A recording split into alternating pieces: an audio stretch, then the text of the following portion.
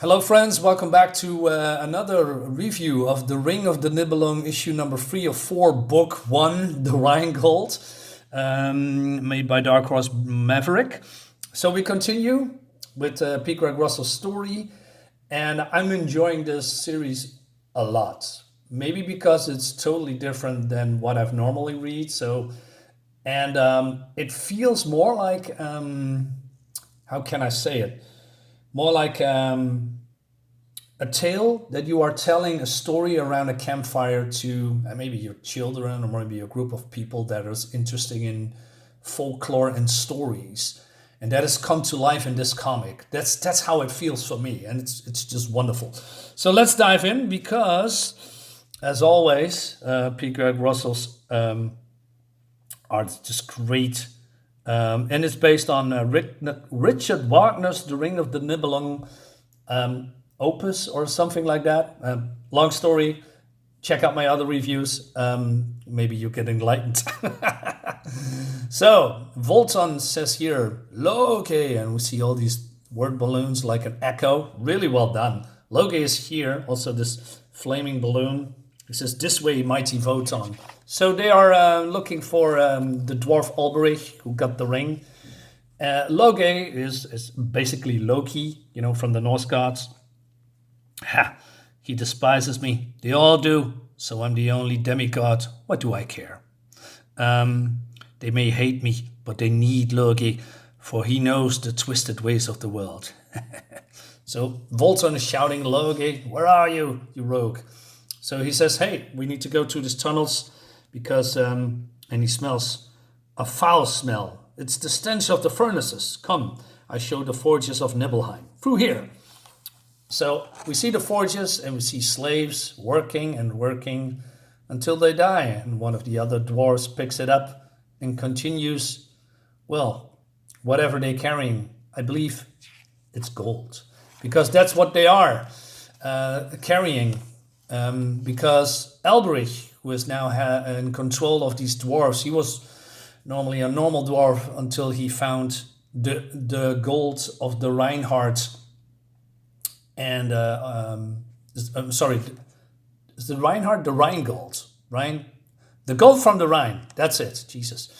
And he turned it into a ring, and he is now torturing his brother, as you can see here. So he puts on, I don't know, some kind of a helmet or what is it called, by the way? It's not a helmet. I don't know. Something on his head, and he, uses a spell.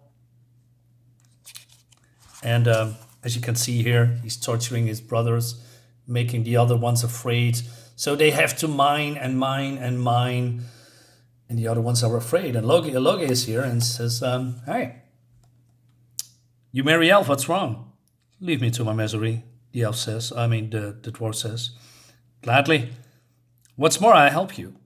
No one can help me since I become a servant to my brother. How can it be? He enslaved us all with that ring he made by magic from the Rhine's pure gold. So we have some kind of an origin, if you can call it that. But he says, once we were happy smiths, making toys and trinkets for ourselves, wondrous things. But now he forces us to dig day and night to increase his wealth. Never enough. His greed is monstrous.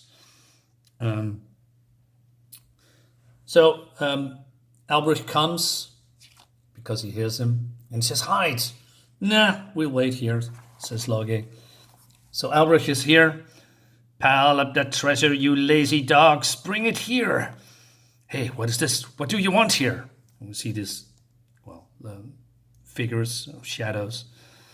And so Mime, what are you doing lazing around with this pair of sneaks? Get back to work. So he uses the power of the ring again. Obey the lord of the dwarves, he says, and the power that emanates from them causes these dwarves to panic and work harder. And Alberich is very pleased with his position. And so he turns around. What do you want, trespassers? What do you trespassers want who come creeping about where you don't belong? So Loge says, curiosity. We heard tales of great wealth in Nibelheim and have come to feast our eyes on it. Ha! He says, it wasn't curiosity, but envy that brought you to Nibelheim, and well should you be envious of me, strangers. But it's all a game to Loge, because he needs to play the dwarf. He says, you surely remember me. It seems these two have a history that when he was a little, Loge kept him warm. And so he comes as a friend. And he says, you can trust me. I trust you be treacherous. I defy you and all the world. I love all these play on shadows, as you can see here in his faces and the different facial expressions. It's really well done. The colors complemented really well. I don't like modern coloring. It's all too flashy. It's all Photoshop. I don't mind Photoshop. I mean, digital art is pretty good, but sometimes modern artists throw all these modern brushes into mostly backgrounds, and it looks ugly. It's just lazy, in my opinion. But that's just me. He says, your great power and wealth make you bold. You see this? Says the dwarf. But he says, what do you want with it? So basically he says that he is burying into the earth and wants to have all the riches that is in there. For what reason? He says, the Nibelung slave shall heap up the gold bounty till the caverns are heavy with its radiant fruit. And with its rich harvest I will work wonders. It will win me the world. And basically he wants to show the people that live up there, but basically more the gods. He despised the gods. He says, you gods who walk in light, in clean air, my golden fist will drag you down. I force you to curse love as I did. You hunger for the gold you can never have. When you are enchained, I have your prettiest woman for my loveless pleasures. And we see him here and all these naked women. Do you hear me? Beware, beware, the night-cloaked swarms of the Nibelungs rise up and vow themselves from the gloomy guts of the earth to blood the day, light from the skies. That is so freaking epic. And so these shadows, these hands that rise up, like I said, this feels like an 80s rotoscope cartoon with very mature themes, like back in the day. It's just great. And but Voton is getting angry. He says, what did you say? Keep to your senses, Loge says to Voton. So they need still to play him. So Loge is daring him to show his powers. He says, maybe we can help you, because there are thieves in here that wants to get your treasure. But Alberich says,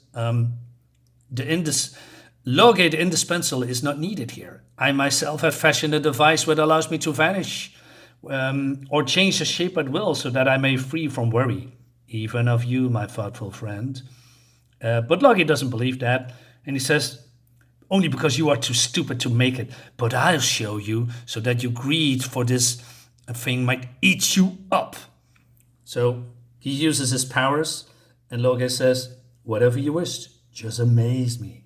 So he uses magic, and then we see green mist, and then this is happening. I mean, I love the transition when somehow everything is silenced now, and they are being entranced or enthralled, if that's how you call it, by what's happening here and transpires. And then we see shapes here. It's greatly done. It's just this visual medium here from this time period is just amazing. He transformed himself into a dragon, and Loge is all ecstatic. Says, oh, terrible serpent, don't eat the poor Loge. And Voton is amused. Ha ha ha, good Alberich, your enemies will run in terror from you. So, wise one, am I not most ingenious? And of course, Loge, acts like he's scared. And but then he has another task for him. Of course, it's certainly easy to make yourself big, but to grow tiny in order to escape danger, that would be hard, I suppose. Too hard for you, because you are full. How small shall I be? Well, small enough to crawl inside a rabbit hole?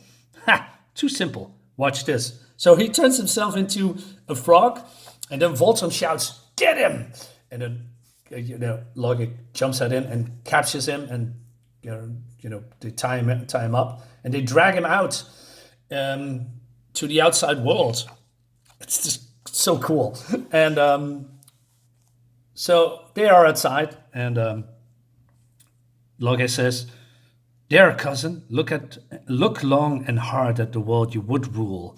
Tell me, where are you going to put my little son, Untie me now, you get less than that, rubber thief." But Voton says, "You are my prisoner grown. For all your dreams and power, you can change that."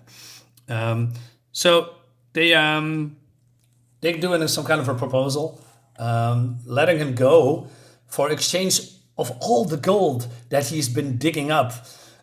So he's calling his slaves and also his brother. That looks, he's amused that Alberich is tied up.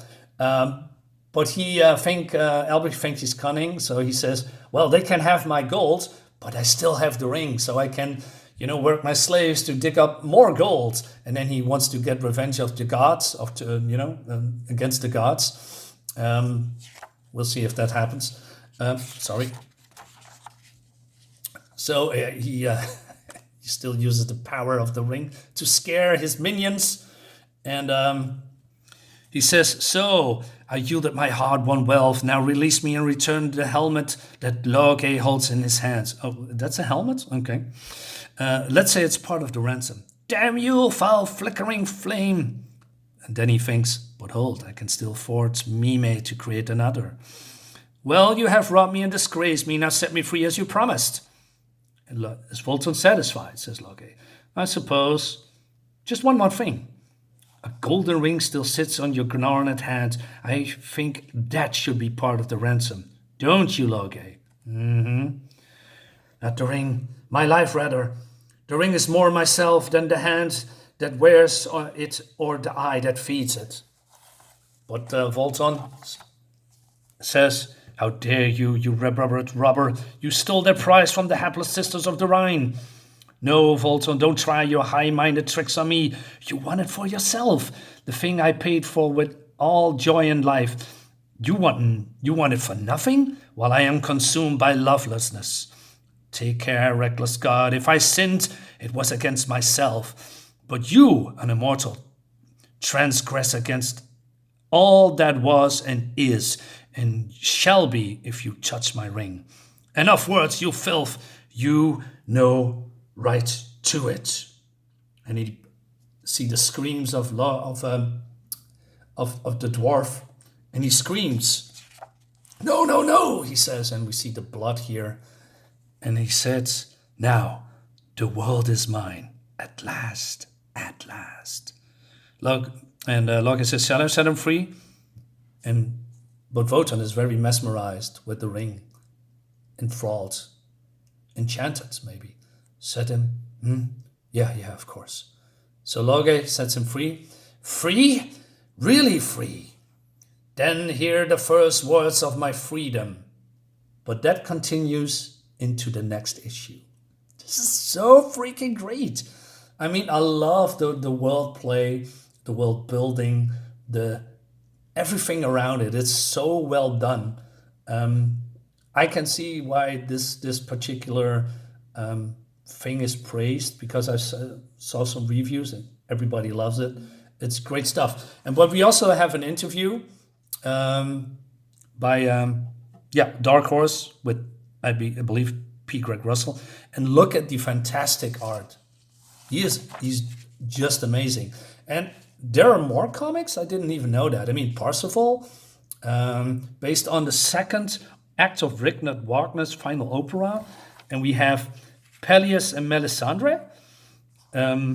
also from Debussy opera or something like that, adapted from Maurice Maeterlinck play and subsequent libretto. I'm not familiar with all these words, but it looks fantastic. I mean, look at this. Richard Strauss adaptation, Oscar Wilde. Look at that, man.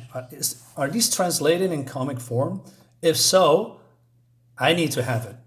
Just pure, look at this, the clowns. The comedy is finished. Wow. Wow, wow, wow. People say, Marinus, you only do this for nostalgia's sake because you are, hating modern comics. Well, I'm not really hating. I just hate what they become. I hate what they have turned into. When we have stuff like this that can, how do you say, leave a lot to imagination, that imagination and art, have combined themselves and create something really beautiful that speaks to the imagination. And that's what I think that we need more like this. But I can go on and on what I think about it, but that doesn't matter. What matters is this comic, personally, is fantastic. Now let me know what you think about it, and leave a comment and all that jazz. Subscribe to my channel, like my video, share my video, and I'll see you next time. Bye bye.